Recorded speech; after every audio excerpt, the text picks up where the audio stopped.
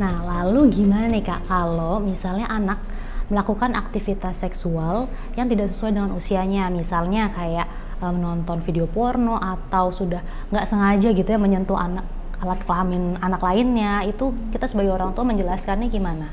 Oke, yang perlu dilakukan oleh orang tua ketika anak menunjukkan perilaku seksual yang tidak pantas, yang pertama perlu dilakukan adalah tetap tenang walaupun anak melakukan hal tersebut. Karena respons orang tua itu akan menentukan tindakan anak selanjutnya.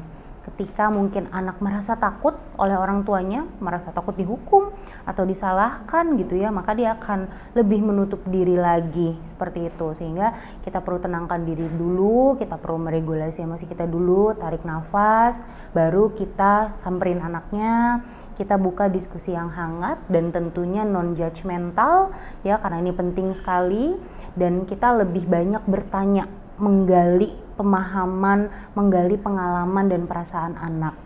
Kita bisa katakan, nah ibu mengetahui bahwa tadi ada suatu tindakan yang kamu lakukan.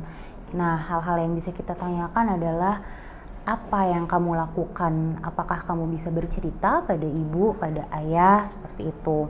Lalu yang kedua, bagaimana kamu bisa melakukan hal tersebut? Dari mana kamu mendapatkan idenya? Lalu yang ketiga adalah bagaimana perasaanmu ketika kamu melakukan hal itu. Dan yang keempat, kalau ini anaknya sudah lebih dewasa, usia sekolah gitu ya, kita bisa tanyakan bagaimana pendapatmu mengenai perilakumu tersebut gitu.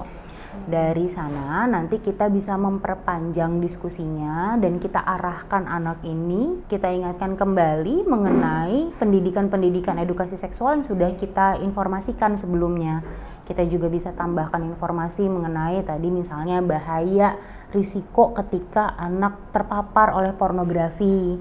Lalu kita juga bisa berikan informasi mengenai aktivitas seksual itu adalah aktivitas yang dilakukan oleh orang dewasa, bersifat private dan personal, dan juga kita bisa memberitahu nih khususnya untuk anak usia sekolah, ternyata menurut beberapa sumber gitu ya, anak usia sekolah ini sudah bisa diberi informasi mengenai kekerasan seksual, walaupun memang masih sekilas aja, tapi penting gitu untuk tahu ciri-cirinya gitu ya. Betul sekali, agar apa? Agar anak bisa menjaga diri, agar dirinya tidak menjadi penyintas gitu ya, dan anak juga tidak melakukan tindakan yang arahnya ke kekerasan atau pelecehan seksual, walaupun mungkin sebenarnya dia juga bentuk penasarannya gitu. Kurang lebih seperti itu untuk hal-hal yang bisa dilakukan oleh parents ketika menemukan anak melakukan aktivitas seksual yang tidak pantas.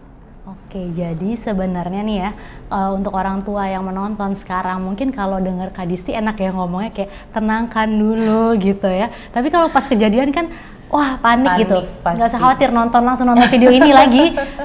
Tenang dulu, nonton video ini, ikutin Kak Disti cara ngomongnya gimana gitu ya. Tadi tenangkan dulu, terus apalagi ditanya lagi gitu ya, diajak diskusi. Tadi apalagi Kak, memberikan kembali edukasi lagi kayak gitu. Kalau saya nih Mbak Kak Anggi ya, biasanya memberi saran kepada parents kalau lagi panik, tutup mata, hitung mundur dari 10 atau hitung sampai 10, baru buka mata lagi, tarik nafas dulu gitu ya, baru keluar hadapi anaknya.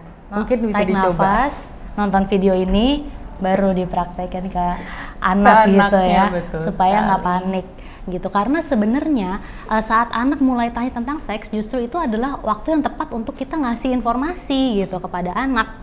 Informasinya juga yang tepat gitu loh, karena kita kan sebagai orang tua pasti kita cari sumber yang jelas ya kan. Lalu selebihnya orang tua juga tadi penting responnya itu ya, responnya itu penting sekali gitu. Kita jangan terlalu berlebihan meresponnya, karena kalau kita berlebihan justru anak nanti malah takut atau males cerita gitu, nanti orang tuaku gini. Nah itu kan yang kita takutkan justru ya. Betul itu yang sekali. tidak baik gitu. Dan anak jadinya tahu gitu bahwa oh ada sesuatu nih dengan topik-topik seksualitas, kenapa ditutup-tutupin sih gitu. gitu. Oke, gitu ya. Jadi parents tenang aja, nggak usah panik. Tadi coba diikutin langkah-langkahnya. Makasih banyak ya Kak Disti. Dengan senang hati Kak Anggi dan parents semoga bisa diimplementasikan walaupun sulit, pelan-pelan aja. Iya, jadi untuk teman-teman yang suka banget nih sama video-video edukasi kayak gini, tenang aja, banyak banget kok edukasi tentang pra remaja dan remaja di episode selanjutnya. Gitu.